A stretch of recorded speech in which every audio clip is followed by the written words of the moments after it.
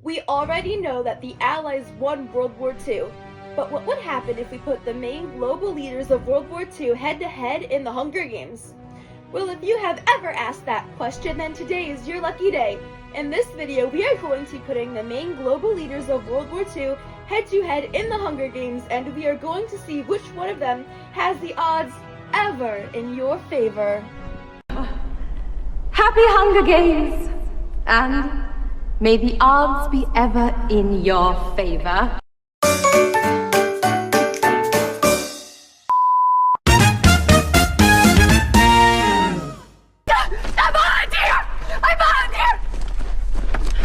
I volunteer as tribute! So I couldn't exactly include every world leader present in World War II, so we are just going to be focusing on the main ones that everybody talks about. Our tributes include Hitler, Mussolini, Hirohito, FDR, Truman, Stalin, and Churchill. I am positive that most people probably know what the Hunger Games are by now, but in case you do not, it is basically 24 randomly selected children, 2 from each of the 12 districts, 1 boy and 1 girl, between the ages of 12 and 18, and they are forced to fight in a massive outdoor arena, with the last one standing as the winner, and it is being publicly televised to the entire country of Panem, which is the fictional country in which the Hunger Games takes place. In the Hunger Games, there is a new arena every year, and the only exception to this would be in the beginning when they just took a random abandoned amphitheater and just kind of threw all the tributes into it and hoped for the best. But as the Hunger Games progressed, they decided to, make it a more pleasant experience, if that is the correct wording for it. Anyway, because of this, and there are so many different arenas, we are just going to be using the 74th Forest Arena, which, in case you do not know, is the arena used in the first book. This is because out of all the arenas, I feel like this one is the most well-known, and out of the 4 known arenas, this is one of the easier ones to survive. Our World War II Hunger Games will also take place during the year 1945. All tributes will be competing as they were in 1945. If they happen to obtain any new skills that could be helpful, but they obtained them after 1945, they will not be allowed to use said skill. The same thing is true for lost skills.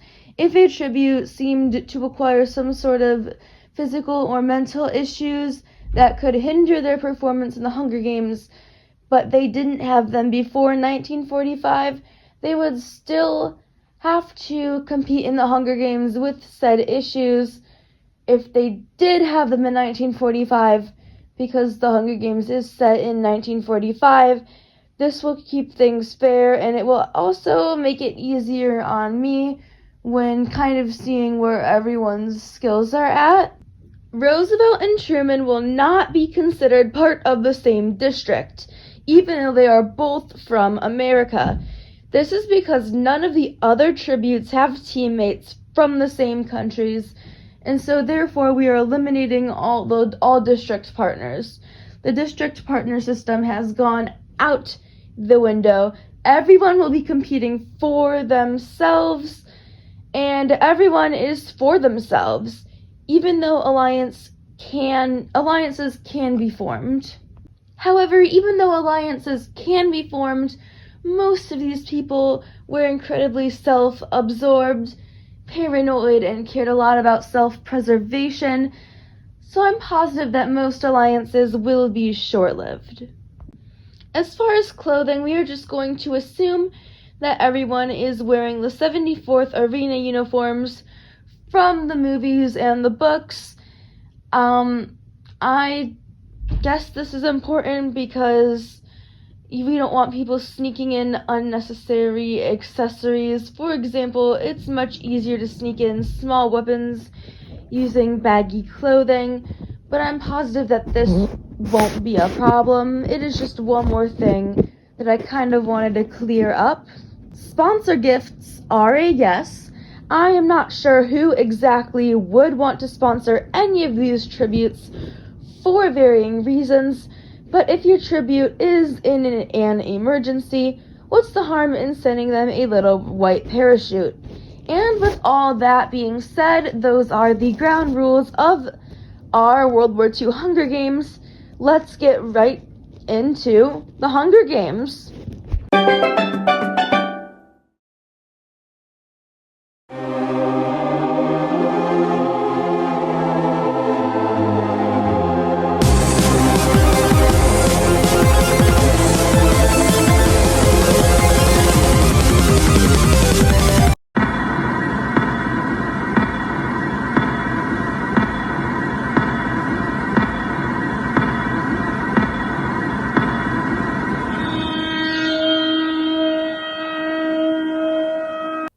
The bloodbath is the start of the Hunger Games and the deadliest part. In the bloodbath, you can either choose to run towards the cornucopia to pick up some food, goodies, and weapons that can be useful in furthering your odds of survival, or you can avoid being killed by the other tributes and make a run into the arena deep into the forest. In some ways, the bloodbath is the most important part of the Hunger Games. It can make or break your survival. Considering what we already know about our World War I tributes, we can make up some hypotheses about who would run towards the cornucopia and who would run away. Mussolini would definitely run towards the cornucopia to grab supplies and weapons. Truman and Churchill would also run towards the cornucopia together and attempt being the couriers.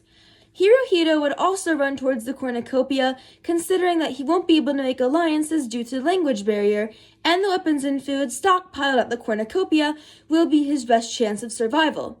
As for the others, Stalin and Hitler were far too paranoid to attempt the cornucopia. Most likely, they would run towards the forest in the opposite direction looking for a hiding spot.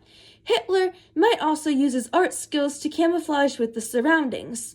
As for FDR, well, I hate to say it, but I think he's the first tribute to go. FDR was paralyzed, making him the easiest target possible, and any one of the tributes could easily pick him off. At the end of the bloodbath, 5 out of 7 tributes remain. 2 are in an alliance, and the rest are on their own. The bloodbath has ended, and day 1 can officially begin. Churchill and Truman are at the cornucopia, trying to outlast the others. Most likely, they will remain at the cornucopia as long as possible to avoid conflict with the other tributes. Mussolini has made his way into the arena, now carrying plenty of supplies and weapons. Hirohito is likely doing the same thing as Mussolini.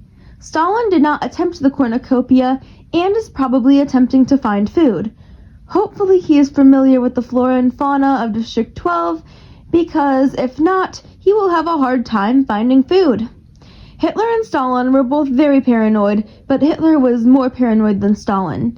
He would likely be hiding from the other tributes, probably trying to camouflage with the surroundings. Maybe someone will send him a sponsor gift. That was the end of day 1. Day 2. The sun rises in the arena, and day 2 has begun. Stalin is starving. He has no food, and it doesn't look like he'll be getting any sponsor gifts soon. Oh look, Stalin found some berries. Stalin likely isn't familiar with the flora and fauna of District 12, and they do look like blueberries. That's Nightlock, Peter! You'll be dead in a... Too late. Well, 2 down, 5 left to go. Hirohito has some food left over, so hopefully he won't suffer the same fate as Stalin, at least not yet. Mussolini is also fully stocked on food, but it won't last forever. In the meantime, he is looking for weaker tributes to hunt down. Oh look, that's an interesting rock. That's not a rock at all. Hitler is camouflaged as a rock. Hitler also had many health issues, both mental and physical, and I'm not sure how long he's going to last anyway. Even if he was never found and he managed not to die of hunger, issues like sleeping and eating would be a big problem.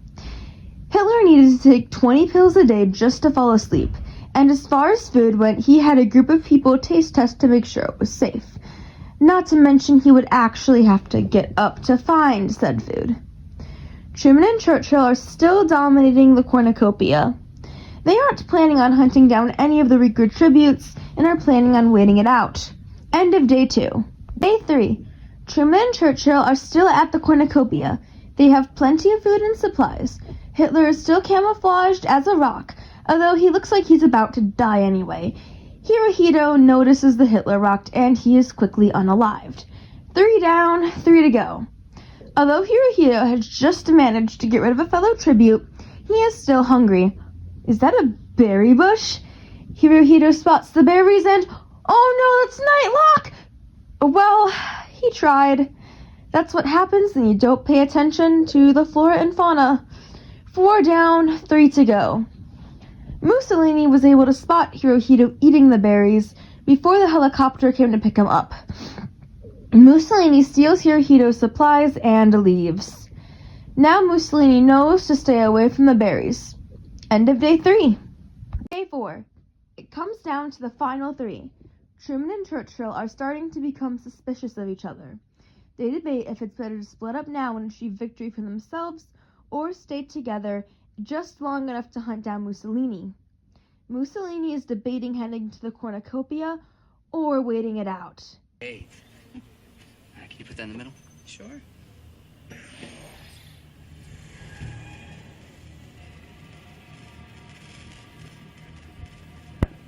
That's it.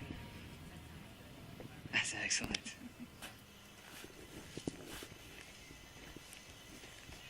The game makers have decided to push the remaining tributes together to the cornucopia for a final fight. Churchill and Truman are already at the cornucopia and would likely be terrified upon seeing the mutation dogs. Mussolini run towards the cornucopia to escape the mutation dogs.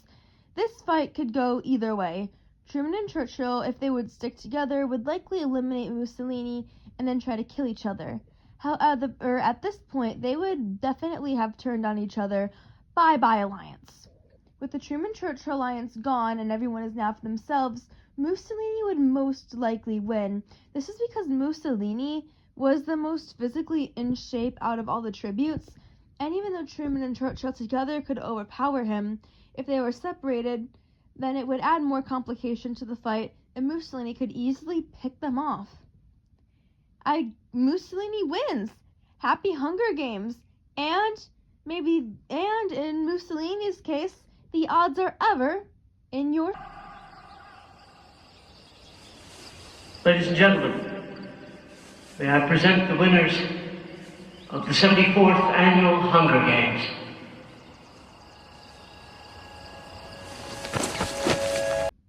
So, our World War II Hunger Games reasonably could have gone anyway. There were lots of different scenarios and ideas and variables that I could have chose, but I couldn't go through all of them, so this is just one out of the many likely scenarios. So, as far as I'm concerned, Mussolini did win the Hunger Games, but I feel like a lot of them also had a fair shot at it as well. But now you know, if you put the World War II leaders in the Hunger Games, Mussolini would likely win. But hey, that's just a theory. History theory? And cut.